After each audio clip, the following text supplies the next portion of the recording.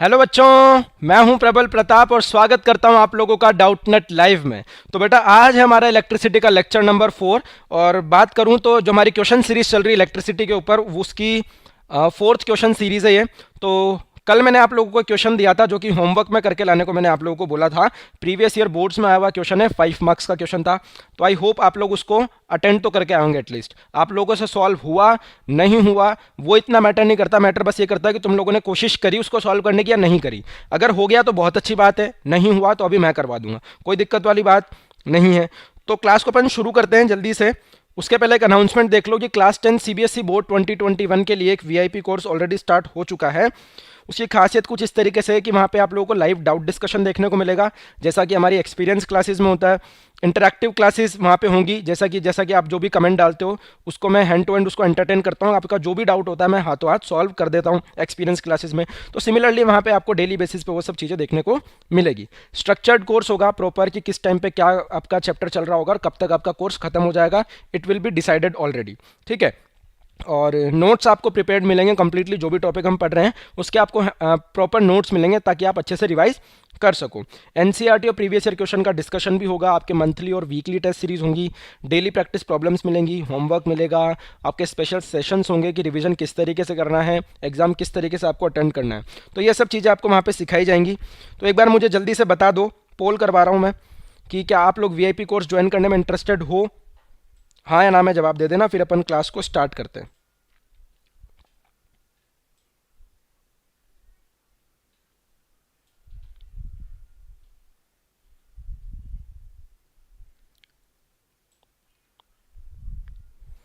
चलो बेटा, तो अपन शुरू करते हैं क्लास को बिना किसी देरी के क्विज के साथ। तो पहला क्विज है, अटेंड करो इसको जल्दी से। पोल का रिस्पॉन्स दे दिया ना सब लोगों ने? अब ये जो पहला क्विज आया है आप लोगों के सामने, इसको जल्दी से अटेंड करो।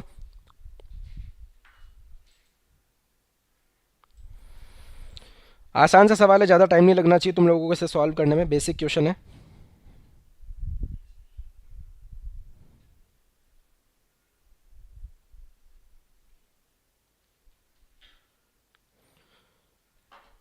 क्विज आ गया बेटा?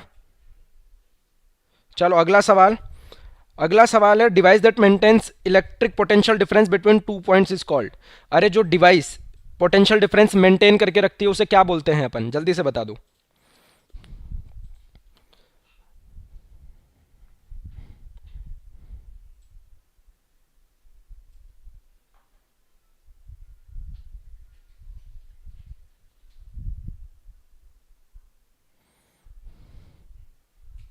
चलो डिस्कस करते हैं बेटा क्वेश्चंस। पहला क्वेश्चन बोल रहा है, चार्ज है 30 गुलाम, पास हो रहा है 3 सेकेंड्स में। तो करंट अपन जानते हैं, करंट क्या होता है यार? Charge phloem per unit time, कि पर यूनिट टाइम में कितना चार्ज फ्लो हुआ। अब क्वेश्चन ने मेरे को दे रखा है कि 3 सेकेंड में 30 कुलम का चार्ज पास हो गया, तो करंट की वैल्यू क्या आ जाएगी? चार्ज कितना पास हुआ? 30 कुलम। टाइम कितना लगा? 3 सेकेंड्स। ठीक है, तो यहाँ से आ गई मेरे पास 10 क्या? कुलम पर सेकेंड, और उसी को अपन क्या बोलते हैं? एम्पियर्स। ठीक है, तो ये 10 एम्पियर मेरे पास वैल्यू आ गई करंट की, जो कि ऑप्शन नंबर बी में दे रखा है। तो option number B will be the correct answer for this question. अगला सवाल क्या बोल रहा था अपना? अगला सवाल बोल रहा था वो डिवाइस जो इलेक्ट्रिक पोटेंशियल डिफरेंस मेंटेन करके रखती है। तो यार सपोज करो मेरे पास कुछ भी इलेक्ट्रिक सर्किट है, एक्स वाई जेड कुछ भी, जिसमें रजिस्टर, एमीटर, वोल्टमीटर, दुनिया भर की चीज़ें लगी हुई हैं। तो अगर मैं यहाँ पे बैटरी लगाऊँ एक, तो बैटरी का काम क्या होता है यार, कि वो इस पॉइंट और इस पॉइंट के बीच में कॉन्स्टेंट पोटेंशियल डिफरेंस मेंटेन करके रखती है। फॉर एग्जाम्पल, अगर इसका पोटेंशियल डिफरेंस अगर वी है, तो ये वी वोल्ट का पोटेंशियल डिफरेंस यहाँ पे, ईएमएफ अगर इसका वी है तो वी वोल्ट का पोटेंशियल डिफरेंस है मेंटेन करके रखेगी हमेशा। ठीक है, तो उस डिवाइस को अपन क्या बोलते हैं? सेल। सेल या बैटरी एक ही बात है, ऑप्शन में अपने को सेल दे रखा है तो सेल टिक करेंगे अपन।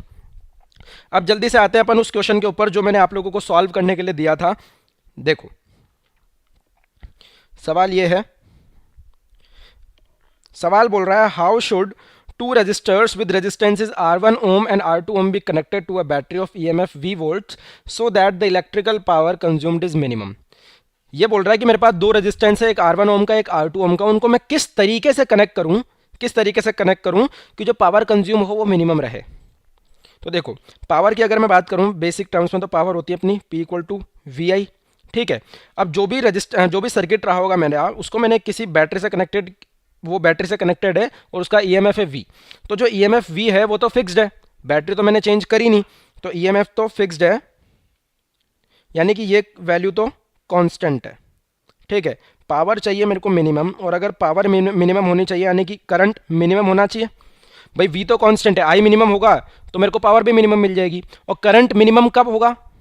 जब रेजिस्टेंस मैक्सिमम होगा। भाई करंट मिनिमम कब होगा? जब रेजिस्टेंस मैक्सिमम होगा। तो रेजिस्टेंस अपना मैक्सिमम होना चाहिए।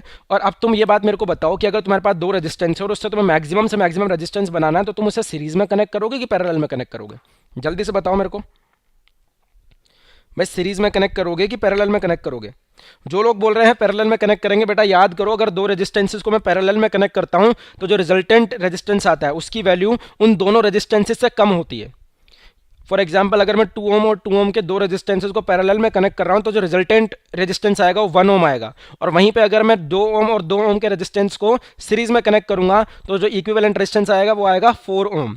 तो रेजिस्टेंस ज़्यादा कब आएगा? जब मैं उनको सीरीज में कनेक्ट करूंगा। ठीक है बेटे, तो फर्स्ट पार्ट का आंसर तो क्या हो गया कि मुझे किस में कनेक्ट करना चाहिए उन लोगों को, उन दोनों रेजिस्टेंसेस को? सीरीज में। और ये 5 मार्क का क्वेश्चन है।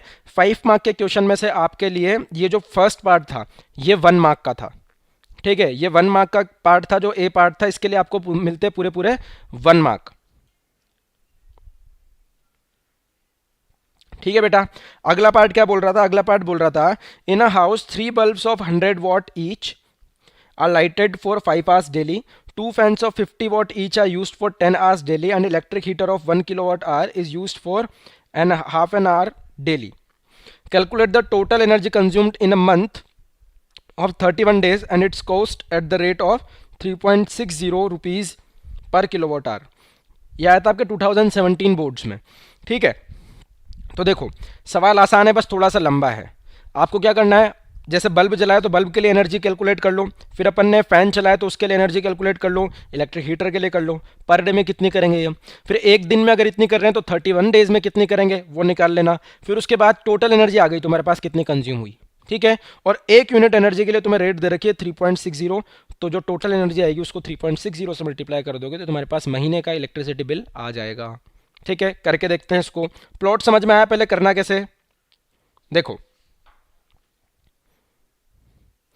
पहली बात तो मेरे को क्या दे रखा है, सबसे पहले मेरे को दे रखा है भैया कि 3 बल्ब है जो 100 वाट के हैं और वो चल रहे हैं 5 घंटे डेली, तो उनकी एनर्जी कैसे निकालूंगा मैं? भाई एनर्जी क्या है? Power into time. 3 बल्ब है मेरे पास, ठीक है, 100 वाट का एक बल्ब है और वो चल रहा है कितने टाइम के लिए? 5 आवर्स के लिए। और एनर्जी चाहिए मुझे किलोवाट आवर्स में। ठीक है, एनर्जी मेरे को चाहिए किस में? किलोवाट आवर्स में। ये मेरे को दे रखा है 100 वाट, तो किलोवाट आवर में अगर मेरे को करना है तो देखो एक बल्ब के लिए अगर मैं बात करूं, एक बल्ब के लिए बात करूं तो कितना हो जाएगा? 5 इंटू 100, ये कितना आ गया मेरे पास? 500 वॉट आर। 500 वॉट आर आ गया मेरे पास। ठीक है, और सिमिलरली ऐसे 3 बल्ब से, तो 3 बल्ब के लिए कितना हो जाएगा भैया? 3 बल्ब के लिए हो जाएगा, इसको मल्टीप्लाई कर दूंगा 3 से। 3 बल्ब कितना कंज्यूम करेंगे यार? अगर एक बल्ब 500 कर रहा तो 3 कितने करेंगे? 3 इंटू 500, और ये कितना आ जाएगा? 1500 वॉट आर। 1500 what are. अब मेरे को चाहिए किसमें? किलोवाट आर में, क्योंकि जो मेरे को रेट दे रखी है बेटे वो दे रखी है पर किलोवाट आर की। भाई 1 किलोवाट आर के लिए 3.60 लगेगा। मुझे बताना है कि जितने भी टोटल निकलेंगे वो किलोवाट आर में निकलने चाहिए, तो ही मैं कैलकुलेट कर पाऊंगा। ठीक है, तो अब यहां से देखना 3 बल्ब कितना कंज्यूम कर रहे थे? 1500 वॉट आर। तो अगर किलोवाट आर में देखूं तो 3 बल्ब कितना कंज्यूम कर रहे हैं बेटे? ये देखो 1.5 किलोवाट आर 3 बल्ब के लिए मेरे पास आ गया। ठीक है, अब अपन सिंपली फैंस के लिए निकाल लेते हैं। सिमिलरली जैसे अपन ने इसके लिए निकाला, फैंस के लिए भी निकाल लेते हैं। ठीक है, कितने भैया? 2 पंखे हैं, 2 पंखे चल रहे हैं और 10 घंटे के लिए, और एक पंखा है 50 वॉट का। ठीक है, तो अगर मैं बात करूं 2 फैंस के लिए तो पंखे कितने भैया? 2। ठीक है, या फिर ऐसे देखो,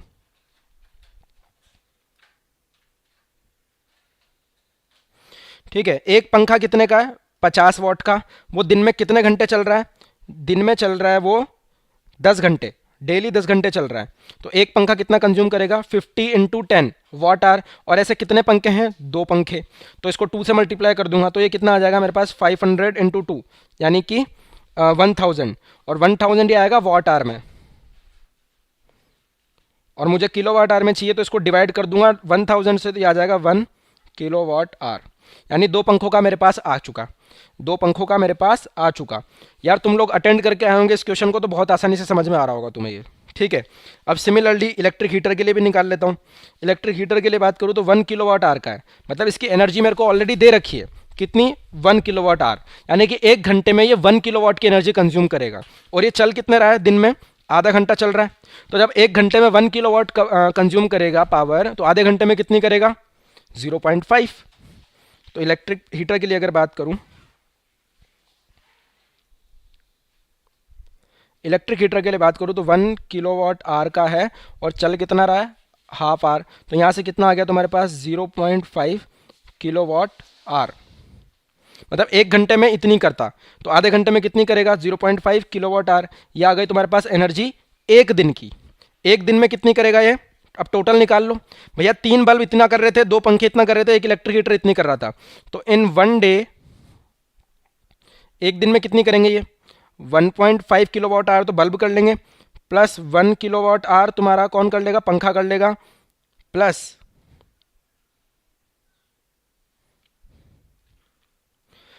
तुम्हारा जो इलेक्ट्रिक हीटर है वो कितनी कर लेगा, 0.5। तो ये कितना आ गया, 2 + 1 3 किलो वाट आवर की एनर्जी पर डे कंज्यूम होएगी। यानी 1 दिन में 3 किलो वाट आवर तुम्हारा कंज्यूम होएगा, तो 31 डेज में कितना होगा, तुमसे 31 डेज के लिए पूछा है, 31 डेज में हो जाएगा 3 × 31 किलो वाट आवर। तो पूरे महीने में अगर 31 दिन का महीना है तो कितनी कवर होएगी, ये कवर हो जाएगी 93 किलो वाट आवर। यानी 31 दिन में तुम्हारी 93 किलो वाट आवर की एनर्जी कंज्यूम हो जाएगी, ठीक है। अब 31 दिन में तुम्हारी 31 डेज में कितनी एनर्जी कंज्यूम हुई, ये तो आ गया। पर यूनिट एनर्जी कितनी है, पर यूनिट की कॉस्ट कितनी है, पर यूनिट एनर्जी की कॉस्ट है 3.60 रुपीज़, ठीक है। तो अब तुम्हारे पास कंज्यूम कितनी हुई, तुम्हारे पास कंज्यूम हुई 93 किलो वाट आवर। तो इन रुपीज़ निकालोगे अगर तुम, इन रुपीज़ फॉर 31 डेज, इसको किससे मल्टीप्लाई कर दोगे भैया, 1 किलो वाट का आर है, 1 किलो वाट आर के लिए है 3.60 रुपीज़, तो 93 किलो वाट आर के लिए कितना हो जाएगा, 91 × 3.60, और इसकी वैल्यू तुम कैलकुलेट करोगे तो कितनी आ जाएगी तुम्हारे पास, 334.8 रुपीज़, ठीक है। या आजकल तो रुपया का साइन बदल गया है, आजकल तो ऐसा हो गया ना, ऐसे ऐसे करके ऐसे, ठीक है। वो लगा लो, ये लगा लो, एक ही बात है। अल्टीमेटली तुम्हें आंसर से मतलब है, नंबर इसमें भी तुम्हें पूरे ही मिलेंगे, ठीक है। तो आई होप तुम लोगों को ये समझ आया होगा। बहुत बढ़िया, बहुत बढ़िया, बहुत बढ़िया। चलो, तो अल्टीमेटली अपन ने किया क्या वो मैं दोबारा बता देता हूं तुम्हें। मुझे दे रखा था सेकंड पार्ट में कि 3 बल्ब चल रहे हैं 100 वाट के 5 घंटे के लिए, 2 पंखे चल रहे हैं 50 वाट के 10 घंटे के लिए, और 1 किलो वाट आवर का इलेक्ट्रिक हीटर चल रहा है आधे घंटे के लिए। तो 1 दिन में टोटल एनर्जी कितनी कंज्यूम होगी वो मैंने निकाल ली। मुझसे पूछा था 31 दिन में बिल कितना आएगा, तो 1 दिन की मेरे पास आ गई, 31 दिन में कितनी होगी उसको मैंने 31 से मल्टीप्लाई कर दिया, ठीक है। इतनी यूनिट आ गई मेरे पास, कितनी, 93 किलो वाट आवर, और 1 किलो वाट आवर की रेट कितनी है, 3.60, तो 93 किलो वाट आवर की कितनी हो जाएगी, 334.8 रुपीज़। यानी महीने का बिल तुम्हारा पता है कितना आएगा, 334.8 रुपीज़। समझ आई बात। इलेक्ट्रिसिटी बिल जो तुम्हारे घर के बिल आते हैं ना वो इसी तरीके से कैलकुलेट होते हैं, ठीक है। अल्टीमेटली बात, जो तुम्हारा मीटर होता है ना वो काउंट कर रहा होता है ये कितनी यूनिट बिजली तुम, कितनी यूनिट इलेक्ट्रिसिटी तुम डेली बेसिस पे यूज़ कर रहे हो, ठीक है। और जितनी यूनिट तुम यूज़ करते हो पर यूनिट के रेट से उसको मल्टीप्लाई कर दिया जाता है। अब वो बात अलग है, अलग अलग जगह पे पर यूनिट इलेक्ट्रिसिटी की प्राइस अलग अलग होती है, ठीक है। अब अगर इसके मार्क्स डिस्ट्रीब्यूशन की बात करूँ तो ये जो पहला पार्ट था तुम्हारा ये था 1 मार्क का, ठीक है, 5 मार्क का क्वेश्चन था ना। तो जो फर्स्ट पार्ट था तुम्हारा 1 मार्क का था, उसके बाद ये जो तुमने निकाला ना, ये जो बेटे तुमने निकाला कि बल्ब के लिए कितना लगेगा, इसके लिए 1 मार्क था। फिर तुमने निकाला फैन के लिए कितना लगेगा, इसका 1 मार्क था, ठीक है। और तुमने निकाला इलेक्ट्रिक हीटर का कितना है, इसका 1 मार्क था, ठीक है। फिर उसके बाद तुमने निकाला कि भैया 1 दिन में इतना है तो 31 डेज में कितना होगा, उसके लिए तुम्हारा था आधा मार्क, ठीक है। और ये जो तुमने फाइनल आंसर निकाला उसको 3.60 से मल्टीप्लाई करके, इसके लिए था तुम्हारे पास आधा मार्क। तो इस तरीके से ये स्टेप मार्किंग का क्वेश्चन था, पूरे तुम्हें 5 नंबर देके जाता अगर तुम पूरा सॉल्व कर देते तो। 1 मार्क फर्स्ट पार्ट का, फिर 3 एलिमेंट्स के लिए तुमने सॉल्व किया, बल्ब, फैन और इलेक्ट्रिक हीटर, तो 3 मार्क्स उसके 4 हो गए और आधे आधे नंबर के ये थे जब तुमने बात की कैलकुलेशन करी। ठीक है, तो चमका के नहीं चमका मेरे बेटे, जल्दी से बता दो। ठीक है, थोड़ा सा लेंथी क्वेश्चन था ये, तुम लोग अटेंड करके आए हो, तुम्हें आसानी से समझ में आ गया होगा अगर अटेंड करके आए हो तो।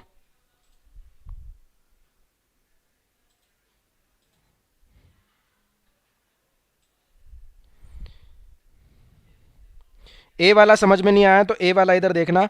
ए वाला ये बोल रहा था कि भैया पावर जो है मिनिमम होनी चाहिए, तो पावर क्या होता है, V into I. V into I होती है मेनली पावर। ठीक है, अब वी तो कांस्टेंट है क्योंकि मैंने वी वोल्ट की बैटरी लगा रखी है, वी तो चेंज होगी नहीं। आई मिनिमम होगा तो पावर मिनिमम आ जाएगी। भैया आई अगर मिनिमम होगा तो पावर भी मिनिमम आ जाएगी। करंट मिनिमम कब होगा, जब करंट को रोकता कौन है, करंट को रेस्ट्रिक्ट कौन करता है, रेजिस्टेंस। तो करंट मिनिमम कब होगा, जब रेजिस्टेंस मैक्सिमम होगा। रेजिस्टेंस मैक्सिमम कब होगा, जब उनको मैं सीरीज में कनेक्ट करूंगा। अगर उनको पैरेलल में कनेक्ट करूंगा तो रेजिस्टेंस जो इक्विवेलेंट आएगा उसकी वैल्यू कम होगी एज कंपेयर टू जब मैं उन दोनों को सीरीज में कनेक्ट करूंगा, क्योंकि सीरीज में कनेक्ट करने पे मेरे को सिंपली ऐड हो जाते हैं। अब एग्जाम्पल भी देके बताया था कि दो अगर रेजिस्टेंस है मेरे पास 2 ओम के, ठीक है, तो 2 ओम और 2 ओम को सीरीज में कनेक्ट करूंगा तो 4 ओम आएगा, और वहीं पे उनको पैरेलल में कनेक्ट करूंगा तो 1 ओम आएगा। तो करंट मुझे कम कब मिलेगा, जब रेजिस्टेंस ज़्यादा होगा, और ज़्यादा कब मिल रहा है, जब मैं उनको सीरीज में कनेक्ट कर रहा हूँ। पक्की बात बेटे, तो आई होप ये तुम्हें समझ आया होगा अच्छे से। अगले सवाल पे आते हैं अपन लोग। अगला सवाल ये बोर्ड्स में आया हुआ क्वेश्चन है ये भी। Consider the following electric circuit, ऐसा इलेक्ट्रिक सर्किट दे रखा है, इसको कंसिडर कर लो भैया। ठीक है, इसको देख लो एक बार क्या दे रखा है, और तुमसे सवाल पूछे which two resistors are connected in series, कौन से पैरेलल में है। ये तो बहुत आसान सवाल है। अगर हर रजिस्टर 2 ओम का है तो कितना करंट फ्लो होगा सर्किट में, ये भी तुम्हें बताना है। ठीक है, ये तुम्हारा 3 मार्क्स का क्वेश्चन था। तो देखो, अगर इस सर्किट को अपन एनालाइज करें तो सर्किट में मेरे को दे रखा है भैया 5 वोल्ट की तो बैटरी लगी हुई है, एक R5 लगा हुआ है, एक R1 लगा हुआ है, R2 R3 और R4 लगे हुए हैं। तो अगर तुमसे पूछा जाए कि सीरीज में कौन कौन है, तो सीरीज में देखना यार, सीरीज में देखो R5 है, उसके बाद ये रेजिस्टेंस है, लेकिन इसको मैंने शॉर्ट कर दिया है। इसको शॉर्ट कर दिया, इसका मतलब ये है कि भैया R1 में से तो कोई करंट जाएगा ही नहीं। आई होप ये बात सब लोगों को पता है कि अगर भैया रेजिस्टेंस करता क्या है, करंट को रेस्ट्रिक्ट करता है। तो यार अगर तुम्हारे पास 2 पाथ हैं, एक तो है भैया गली कूचे वाली लाइन है जिसमें बहुत जब स्पीड ब्रेकर्स हैं और रास्ता भी अच्छा नहीं है, और एक है तुम्हारे पास एकदम स्मूथ हाईवे, तो तुम प्रेफर करोगे कि तुम स्मूथ हाईवे पे जाओ। ठीक है, तो ये वही है, ये स्मूथ हाईवे तुम्हारे लिए, और यहाँ पे ये रेजिस्टेंसेज लगे हुए हैं, यहाँ पे रास्ता खराब है, तो जो करंट है वो एज इट इज इस पूरा का पूरा करंट इसमें से चला जाएगा, इसमें से कुछ भी करंट नहीं जाएगा, इसमें से कोई करंट नहीं जाएगा, तो ये रेजिस्टेंस तो मैटर ही नहीं कर रहा। अब ये जो R2 R3 है मुझे दिख रहे हैं कि ये पैरेलल में है, क्योंकि ये दोनों पॉइंट्स इनके आपस में कनेक्टेड है और ये दोनों पॉइंट्स भी आपस में कनेक्टेड है। तो ये R3 ऐसे है और R2 ऐसे, इनके दोनों पॉइंट्स आपस में कनेक्टेड है, तो R2 R3 तो पैरेलल में। सीरीज में कौन है, सीरीज में है R5, उसके बाद ये जो कुछ भी नेटवर्क है ये आया, उसके बाद R4 आ गया। ठीक है, तो R4 और R5 सीरीज में है। ये तो बहुत आसान पार्ट है यार, इसमें एक्सप्लेन करने का भी इतना कुछ है नहीं भैया। 2 रेजिस्टेंस पैरेलल में कब होते हैं, सीरीज में कब होते हैं, आई होप ये सब लोगों को पता है। ठीक है, चलो अगला पार्ट बोल रहा है if every register is of 2 ओम, 2 ओम का रेजिस्टेंस है सारे के सारे, तो कितना करंट फ्लो होगा। अब तुम्हें इस सर्किट को सॉल्व करना है। ठीक है, तो अब इधर देखना, इधर देखो, वैसे तो पेन यूज करने की भी जरूरत नहीं है इसमें, अगर तुम सही से सोचो इसको। तो देखो R5 है, ये 2 ओम का है, R3 R1 में से तो कुछ भी नहीं जाएगा, तो रेजिस्टेंस ही हटा दो, कुछ नहीं है। ये सर्किट कैसा है, बस कि यहाँ बैटरी कनेक्टेड है, ठीक है, यहाँ R5 लगा हुआ है, इसके सीरीज में R4 है, यहाँ प्लेन वायर है, प्लेन वायर के बाद R3 ऐसे कनेक्टेड है और R2 ऐसे कनेक्टेड है, और यहाँ से ये वापस इसमें यहाँ एमीटर लगा दिया अपन ने, यहाँ ये की लगा दी, बस ये सर्किट है अपना। ठीक है, अब यार ये R5 है, अब ये R4 है। सर तुम बोलोगे सर ये R4 तो नीचे था, आपने यहाँ कैसे लगा दिया। अरे बेटे करंट तो उनमें से होके जाएगा ना, जैसे R4 को मैं यहाँ बनाऊँ, चाहे यहाँ बनाऊँ, चाहे यहाँ बनाऊँ, चाहे यहाँ बनाऊँ, बात तो एक ही है। ठीक है, और ये R3 और R2 है। ठीक है, R1 गायब, क्योंकि R1 के आस पास में प्योर बिना रेजिस्टेंस का वायर लगा हुआ है, तो एज इट इज चला जाएगा। ठीक है, तो अब यहाँ से देखना टोटल रेजिस्टेंस तुम्हें निकालना है, तो ये है 2 ओम और ये 2 ओम है, तो 2 ओम और 2 ओम रेजिस्टेंस हैं सीरीज में लगे हुए हैं, तो क्या हो जाएगा 2 + 2 ये हो जाएगा 4 ओम का। ये 2 ओम और ये 2 ओम ये पैरेलल में लगे हुए हैं, तो इनका इक्विवेलेंट कितना हो जाएगा? याद करो, बताया था कि अगर दो इक्वल रेजिस्टेंसेस पैरेलल में लगे हुए हैं तो उनका इक्विवेलेंट जो होगा वो जो रेजिस्टेंस लगे हुए हैं उसका हाफ हो जाएगा। तो ये 2 ओम और 2 ओम है, ठीक है, ये पैरेलल में लगे हुए हैं तो रेजिस्टेंस इक्विवेलेंट कितना हो जाएगा? 2/2 यानी कि 1 ओम।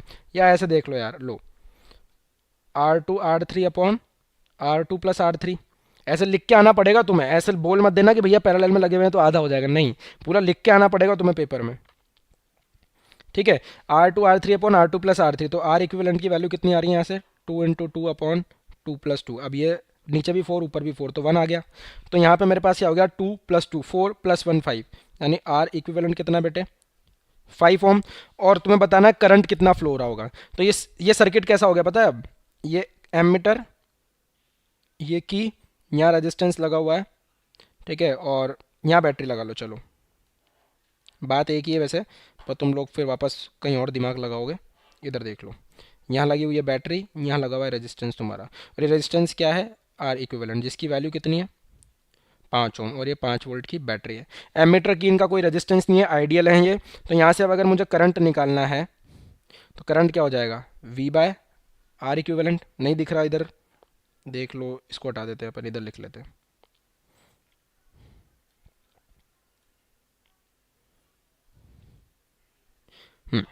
आई कितना हो जाएगा तुम्हारे पास? V/R इक्विवेलेंट, ठीक है। V कितना है? 5। R इक्विवेलेंट कितना है? 5। तो यहाँ से वैल्यू क्या आ गई? 1 एम्पियर। 1 एम्पियर वैल्यू आ गई, यानी इस सर्किट में से करंट कितना जा रहा होगा बेटे? 1 एम्पियर। चमका कि नहीं चमका मेरे बेटे? जल्दी बता दो। आसान सवाल था, बस इसमें तुम्हें एक चीज़ का ध्यान रखना था। बस एक चीज़ का ध्यान तुम्हें बस ये रखना था कि ये जो शॉर्ट कर रखा है इस रेजिस्टेंस R1 को, इसको कैसे सॉल्व करना है, ठीक है। ये बोर्ड्स में आया हुआ क्वेश्चन है, 3 मार्क्स का है, तीनों के लिए तुम्हें 1 मार्क मिल जाएगा इसमें।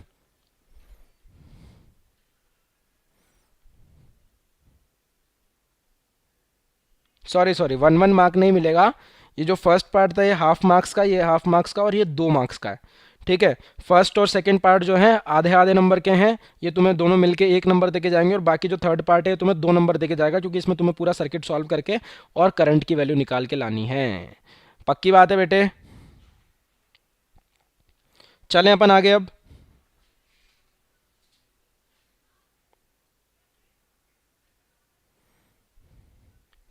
जिसको नहीं समझ में आया दोबारा समझ लो, दोबारा समझ लो, कोई दिक्कत वाली बात नहीं है। इधर देखो, फर्स्ट पार्ट आई होप सबको समझ आ गया होगा, सेकंड भी सबको समझ आ गया होगा, पक्की बात है। थर्ड पार्ट समझो सीधा, ठीक है।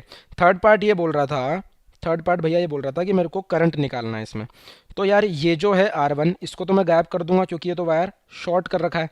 तो ये शॉर्ट वायर जो है R1 को तो हटा देगा, सारा करंट यहाँ निकल के आ जाएगा, ठीक, सारा करंट यहाँ पे निकल के आ जाएगा, ठीक।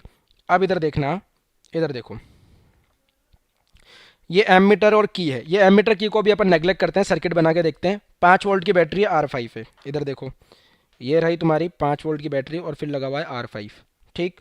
उसके बाद क्या है, तुम्हारे पास R1 आ रहा है जो कि अब कैंसिल हो चुका है क्योंकि यहाँ शॉर्टिंग वायर लगा हुआ है, तो यहाँ पे प्लेन वायर है। उसके बाद R2 R3 पैरेलल में है और R4 सीरीज में है। तो ये देखो, ये प्लेन वायर आ गया, ये दो resistance, this is R2, this is R3, this is R5, और इसके बाद एक रेजिस्टेंस लगा हुआ है तुम्हारा R4। यहाँ तुम्हारा एमीटर और की लगी हुई है, उसको अपन हटा रहे हैं अभी, ठीक है। ऐसा कुछ तरीके से मेरा सर्किट है, ठीक। तो वो रेजिस्टेंस तो हट गया। अब ये R5 है, ये R2 है, ये R3 है, अब ये दोनों पैरेलल में है। अब यार ये R4 जो है, इसको मैं चाहे यहाँ बनाऊँ, यहाँ बनाऊँ, चाहे यहाँ बनाऊँ, बात तो एक ही है ना। तो मुझे दिख सकता है ना यार, ये भी तो एक रेजिस्टेंस बन जाएगा अल्टीमेटली। भाई इनका इक्विवेलेंट जब आएगा तो ये अल्टीमेटली एक रेजिस्टेंस है मेरे पास इस तरीके से। तो ये R5 और R4 सीरीज में है, और R2 और R3 का जो इक्विवेलेंट रेजिस्टेंस होगा वो इनके सीरीज में होगा। तो R2 और R3 कितने कितने बेटा? 2 ओम।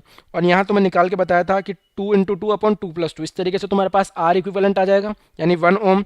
तो ये सर्किट अब कुछ इस तरीके से मेरे को दिखेगा, ये बैटरी, ये R5, एक और रेजिस्टेंस, एक और रेजिस्टेंस, और इस तरीके से ये R5 है, ये R इक्विवेलेंट है R2 R3 का, ये R2 R3 upon R2 + R3, ठीक है। ये 1 ओम हो जाएगा, ये 2 ओम हो जाएगा, और ये भी 2 ओम है। तो 2 + 2 4 + 1 5।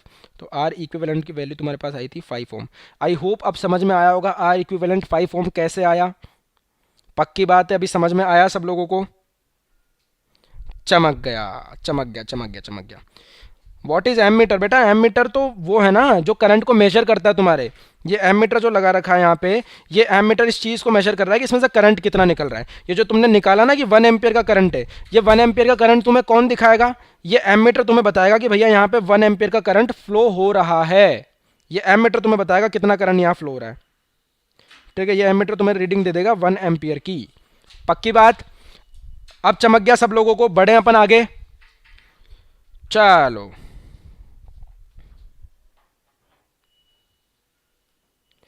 अगला सवाल।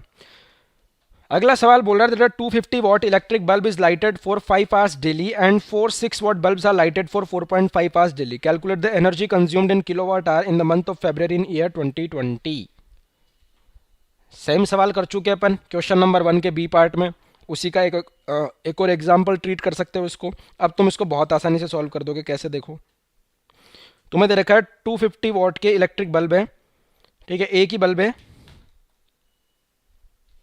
कितने का है?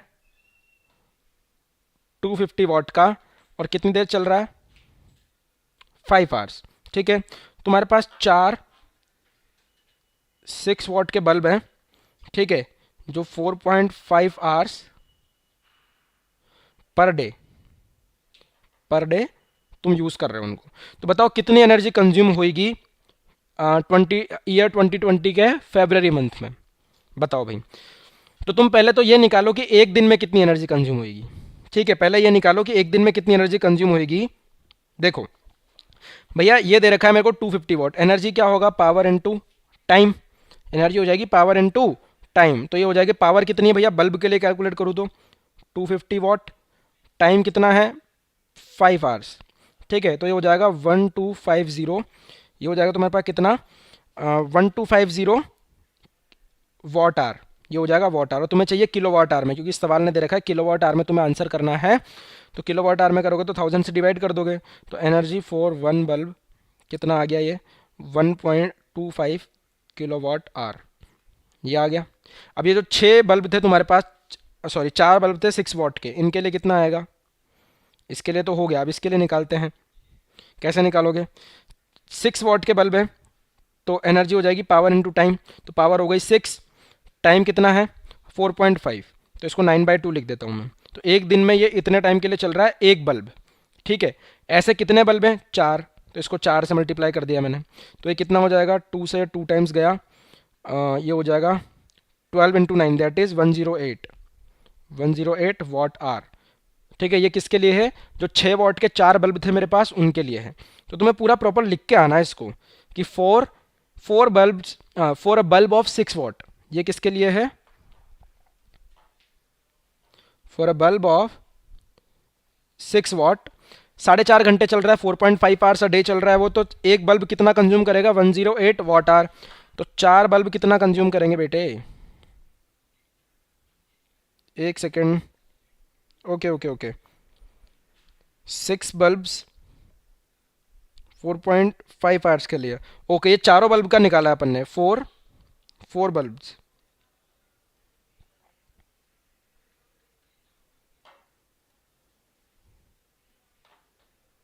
ये जो भाई एक बल्ब के लिए कितना है? 6 वॉट है और चल कितना देर रहा है?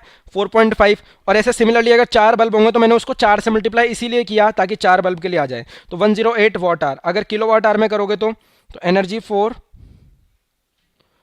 बल्ब्स ऑफ 6 वॉट कितना हो जाएगा? 0.108 किलो वॉट आर। पक्की बात है? अब तुम निकाल दो भैया कि एक दिन में टोटल कितना होगा। टोटल एनर्जी कंज्यूम्ड इन 1 डे। एक दिन में टोटल एनर्जी कितनी कंज्यूम होगी भैया? 1.250 प्लस 0.108। ठीक है, ये हो जाएगी किलो वॉट आवर में। तो ये कितना आ जाएगा तुम्हारे पास? ये हो जाएगा 1.358 आ जाएगा किलो वॉट आवर। ये है पर डे का। ये है पर डे का। तुमसे पूछा क्या है? पूरे महीने का। कौन सा महीना, कौन सा मंथ? February of 2020। अब 2020 भैया लीप ईयर है तो इसमें फरवरी में 29 डेज रहे होंगे। फरवरी में 29 डेज रहे होंगे। तो यहाँ पे तुम देख लो फॉर 29 डेज। 29 डेज के लिए कितना हो जाएगा? तो एक दिन में कितना हो रहा था बेटे? 1.35। तो 29 डेज में कितना हो जाएगा? इसको 29 से मल्टीप्लाई कर दो तो ये कितना आ जाएगा तुम्हारे पास? ये आ जाएगा 39.15 किलोवाट आवर। भाई तुमने पर डे का निकाल लिया, 29 डेज का निकाल लिया, तो 29 डेज का ये आ गया तुम्हारे पास, इतनी एनर्जी कंज्यूम हो जाएगी 39.15। चमका कि नहीं चमका मेरे बेटे? आसान सवाल था अगर तुमने फर्स्ट का बी पार्ट अटेंड किया था तो। बहुत बढ़िया बहुत बढ़िया, काफ़ी लोगों के आंसर भी आ चुके हैं। और इसी क्वेश्चन में ये भी ऐड कर सकता था कि सपोज करो कि इलेक्ट्रिसिटी की रेट दे देता तुम्हें पर यूनिट की, सपोज करो 5 रुपीज़ है पर यूनिट, तो इतने किलोवाट आ रहे हैं, ठीक है। अब 1 यूनिट की प्राइस होती है 5 रुपीज़, तो इसको 5 से मल्टीप्लाई कर दोगे तो पूरे फरवरी मंथ का बिल आ जाएगा तुम्हारा। एक बार दोबारा रिकॉल करवा रहा हूँ, जल्दी देख लो, पूरा रिकॉल करवा रहा हूँ कि किस तरीके से अपन ने क्वेश्चन सॉल्व किया। मेरे को दे रखा था कि भैया 250 वॉट के इलेक्ट्रिक बल्ब है, उसको मैंने दिन के 5 घंटे चलाया, तो दिन के 5 घंटे चलाया मैंने, एक बल्ब को 5 घंटे पर डे पे चलाया, उसकी पावर कितनी थी? 250 वॉट। फिर 4 बल्ब थे मेरे पास 6 वॉट के, 4.5 आवर्स अ डे चलाया, तो एनर्जी क्या होगी? Power into time. तो एक बल्ब की निकालू जो 250 वॉट का था, तो पावर इनटू टाइम, तो 1250 वॉट आवर पर डे। मुझे चाहिए था किलोवाट आवर में, क्योंकि सवाल ने पूछा है किलोवाट आवर में निकालो, तो मैंने 1000 से डिवाइड कर दिया, तो ये 1.250 किलोवाट आवर आ गया। फिर सिमिलरली 4 बल्ब थे, 6 वॉट बल्ब्स, ठीक है, 4 बल्ब थे, तो एक बल्ब के लिए कितना हो जाएगा? पावर कितनी? 6, ठीक है, टाइम कितना लगा? 4.5 आवर्स, यानी कि 9/2। ये एक बल्ब के लिए हो गया। 4 बल्ब के लिए निकालना है तो मैं इसको मल्टीप्लाई कर दूंगा 4 से, तो ये आ गया मेरे पास 108 वॉट आवर। एक दिन में 4 बल्ब कितना कंज्यूम करेंगे, ठीक है। और किलोवाट आवर में निकालना तो 1000 से डिवाइड कर दिया, तो ये आ गया 0.108 किलोवाट आवर। अब टोटल एनर्जी पूरे दिन में कितनी हुई? तो 4 बल्ब तो है 6 वॉट के और एक बल्ब 250 वॉट का, उनकी एनर्जी को ऐड कर दिया मैंने, तो आ गया 1.250, ये आ गया 0.108 किलोवाट आवर, ठीक। और इनको पूरा तुमने ऐड किया तो 1.358 आ गया पर डे। ये है पर डे का डेटा। अब तुम्हें बताना है फरवरी 2020 में, तो लीप ईयर है, लीप ईयर है तो 29 डेज हैं, तो उसको तुमने 29 से मल्टीप्लाई कर दिया, ठीक है, 29 से मल्टीप्लाई कर दिया, तो 29 से मल्टीप्लाई कर दो 39.15, तुम्हारे पास आंसर निकल के आ गया। बता दो बेटा चमका कि नहीं चमका? आई होप अब सबको समझ आ गया होगा, ठीक है।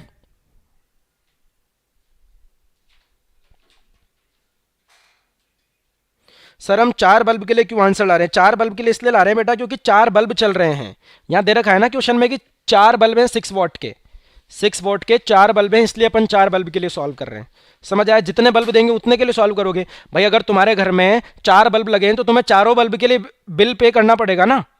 ऐसा थोड़ी है कि गवर्नमेंट तुम्हें बिल सिर्फ एक बल्ब के लिए पे करना पड़ेगा। भाई तुम्हारे घर में जितने भी अप्लायंसेस लगे हुए हैं, AC, fridge, TV, bulb, tubelight, heater, सबके लिए तुम्हें इलेक्ट्रिसिटी बिल देना पड़ता है ना। तो यहाँ पे 4 बल्ब तो 6 वॉट के थे, एक बल्ब 250 वॉट का था, तो उन सब ने टोटल एनर्जी कितनी कंज्यूम करी, उन सबको तुम ऐड करोगे तो तुम्हारे पर डे का डेटा आ जाएगा। पर डे का डेटा आ गया तो फिर उसके बाद तुम 29 डेज का निकाल लोगे, ठीक है बेटा। तो आई होप सबको समझ आ गया होगा अब।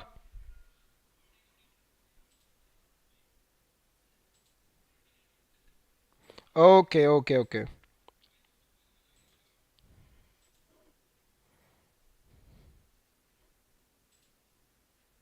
चलें अपन अब आगे, अगला सवाल देख लो। अपन ऐसा करते हैं क्विज खेल लेते हैं अब, ठीक है। और एक क्वेश्चन है जो तुम्हें होमवर्क में दे रहा हूं, उसको करके लेके आना। क्वेश्चन का स्क्रीनशॉट ले लो, पहले देख लो। Power of a heater is 4 kilowatt. इसका मैं हिंट भी देके जाऊंगा तुम्हें, सॉल्व तुम्हें करना है पूरा। 220 वोल्ट से कनेक्ट कर दिया, तुम्हें निकालना है magnitude of current, resistance of heater, energy spent in 2 hours, और कॉस्ट निकालनी है। अगर कॉस्ट जो तुम्हारी पर यूनिट की है वो 50 पैसे है तो, ठीक है। तो इसको कैसे सॉल्व करना है मैं तुम्हें पूरा बता के जा रहा हूँ। सॉल्व करना तुम्हारी मर्जी है, मर्जी नहीं है, कंपलसरी है, सॉल्व करना है तुम्हें, मतलब सॉल्व करना तुम्हारी जिम्मेदारी है। देखो कैसे सॉल्व करोगे। इसने बोल रखा पावर दे रखी है 4 किलोवाट, वोल्टेज दे रखा है 220 वोल्ट, तुम्हें निकालना है मैग्नीट्यूड ऑफ करंट। तो तुम्हें पता है भैया फर्स्ट पार्ट के लिए मैं बोल सकता हूँ P इक्वल टू VI, ठीक है। अब तुम्हें यहाँ पे तुम्हें पावर दे रखी है, वोल्टेज भी दे रखा है, तो करंट की वैल्यू आ जाएगी यहाँ पे। चलो फर्स्ट पार्ट इस तरीके से सॉल्व कर लोगे। सेकंड पार्ट क्या है? Resistance of heater. तुम जानते हो Ohm's law, V equal to IR, ठीक है। तो तुम्हें यहाँ से I की वैल्यू जो निकालोगे उसको यहाँ रखना है। V की वैल्यू तुम्हें क्वेश्चन में दे रखी है 220 वोल्ट, तो यहाँ से R की वैल्यू भी आ जाएगी। सेकंड पार्ट खत्म, ठीक है। Third part, energy spent in 2 hours, 2 घंटे में कितनी एनर्जी कंज्यूम होगी। ठीक है, तो पावर तो तुम्हें पता है 4 किलो वाट आवर, तो एनर्जी क्या हो जाएगा, पावर इनटू टाइम। तो ये 4 किलो वाट है, तो 4000 वाट इनटू टाइम कितना है, 2 घंटे, तो ये आ जाएगा तुम्हारे पास 8 किलो वाट आवर। 2 घंटे टाइम है, या 8000 वाट आवर हो जाएगा, या 8 किलो वाट आवर आ जाएगा। ठीक है, थर्ड पार्ट भी खत्म। फोर्थ पार्ट क्या बोल रहा है, it's cost if 1 unit, 1 unit की कॉस्ट है 50 पैसे, तो 8 किलो वाट आवर की तुम एनर्जी यूज कर रहे हो, तो 1 किलो वाट आवर के लिए तुम्हें देने पड़ रहे हैं 50 पैसे, तो 8 किलो वाट आवर के लिए कितने देने पड़ेंगे, 8 इंटू 50 पैसे, यानी कि 400 पैसे। होमवर्क में क्या करोगे, इतना आसान सवाल है तो यही सॉल्व हो गया, बताओ, हिंट देते देते पूरा क्वेश्चन सॉल्व हो गया है तो। ठीक है,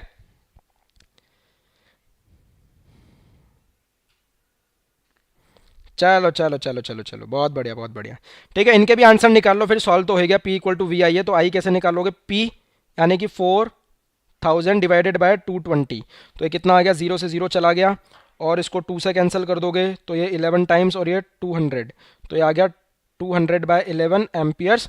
और सिमिलरली रेजिस्टेंस निकालना है, तो रेजिस्टेंस हो जाएगा V यानी कि 220 डिवाइडेड बाय आई कितना है, 200 बाय 11, तो ये 0 से 1 0 चला गया। ठीक है, और 2 से ये 10 टाइम्स, और 2 से ये 11 टाइम्स, तो 11 इंटू 11 कितना आ गया, 121 डिवाइडेड बाय 10, यानी कि 1.21 ओम, सॉरी 12.1।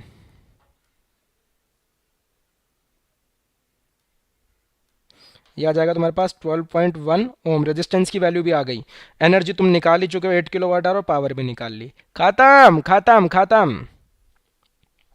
हाँ बेटे, मजे आ गए, चमक गया सब लोगों को, चमक गया हो तो मुझे जल्दी से कमेंट सेक्शन में बताओ, फिर अपन क्विज खेलते हैं अगला। चलो बेटा, सेकंड क्विज, सेकंड क्विज तुम लोगों की स्क्रीन के सामने ये रहा। When a wire of uniform cross section A, length T and resistance R is bent into a complete circle, resistance between any two of diagrammatically opposite point, diagrammatically नहीं आएगा बेटा, diametrically आएगा।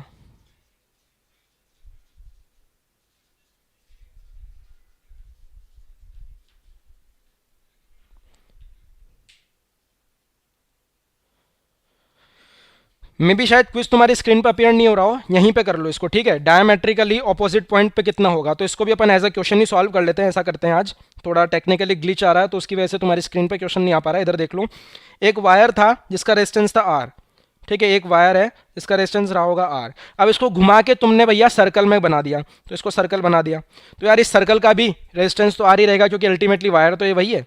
अब इसका डायमेट्रिकली ऑपोजिट पॉइंट्स की तुम्हें बात करनी है। डायमेट्रिकली ऑपोजिट पॉइंट मतलब एक पॉइंट ये रहा और एक पॉइंट ये रहा, इस पॉइंट और इस पॉइंट के बीच में तुम्हें रेजिस्टेंस बताना है। ठीक है, तो अब यहां से जब करंट आएगा तो उसके पास दो रेजिस्टेंस, दो रास्ते दिखेंगे उसको, यानी कि अब ये पार्ट और ये पार्ट पैरेलल में आ गए, ऐसा बोल सकता हूं मैं। ठीक है, अब ये पूरे का रेजिस्टेंस आर था, तो आधे का कितना होगा बेटे, R/2, तो ये इस पार्ट का हो जाएगा R/2 और इस पार्ट का हो जाएगा R/2। अब R/2 और R/2 पैरेलल में कनेक्टेड है, तो इनका इक्विवेलेंट रेजिस्टेंस कितना हो जाएगा, R/4। अभी बताया था कि बराबर बराबर रेजिस्टेंस पैरेलल में कनेक्टेड है तो इक्विवेलेंट हो जाएगा हाफ। यहाँ पे R/2 पैरेलल में कनेक्टेड है, तो इक्विवेलेंट कितना हो जाएगा, R/2 का हाफ, यानी कि R/4। यानी कि option number A will be the correct answer for this question. ठीक है, चलो अगला सवाल क्या था बेटे, किसी को कोई डाउट तो नहीं आया ना यार इस वाले क्विज में, अपन ने काफी स्पीड में सॉल्व कर लिया है, क्योंकि इस तरीके के क्वेश्चन अपन बहुत बार कर चुके हैं। ठीक है, पैरेलल कनेक्शन में टोटल रेजिस्टेंस, पैरेलल कनेक्शन में टोटल रेजिस्टेंस डिक्रीज होता है। ठीक है, पैरेलल कनेक्शन की खासियत क्या होती है कि भैया जो अगर मैंने 2-4 रेजिस्टेंस पैरेलल में कनेक्ट कर रखे हैं, तो जो उनका इक्विवेलेंट रेजिस्टेंस आएगा ना, वो जितने भी रेजिस्टेंसेस थे उन सबसे कम वैल्यू होगी उसकी। ठीक है, और सीरीज में कनेक्ट करोगे तो जो इक्विवेलेंट आएगा उसकी वैल्यू जितने भी रेजिस्टेंस सीरीज में कनेक्टेड थे उन सब रेजिस्टेंस से ज़्यादा ही निकल के आएगी। ये खासियत होती है, बहुत बार बताया मैंने तुम लोगों को क्लास में। ठीक है, तो टोटल रेजिस्टेंस क्या हो जाएगा, डिक्रीज हो जाएगा। Option number B will be the correct answer for this question. ठीक है बेटा, चलो तो एक बार मुझे जल्दी से बता दो, पोल करवा दो, पोल करवा रहा हूं एक बार मैं। ठीक है, तो पोल में मेरे को बता दो, और आज की क्लास को फिर अपन यहीं पे समाप्त करते हैं। ये सारे क्वेश्चन आज जो अपन ने किए सारे बोर्ड्स के क्वेश्चन थे, तो आई होप आप लोगों को अच्छे से समझ में आया होगा।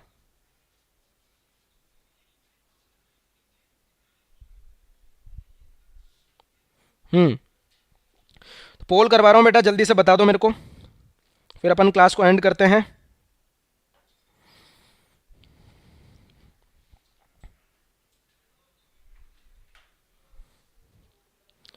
और अगली क्लास में अपन जो है, जैसा कि तुम लोग बोल रहे हो कि लाइट चैप्टर के क्वेश्चन करने हैं, तो मोस्ट प्रोबेबली मैं लाइट चैप्टर के ही क्वेश्चन लेके आने वाला हूँ।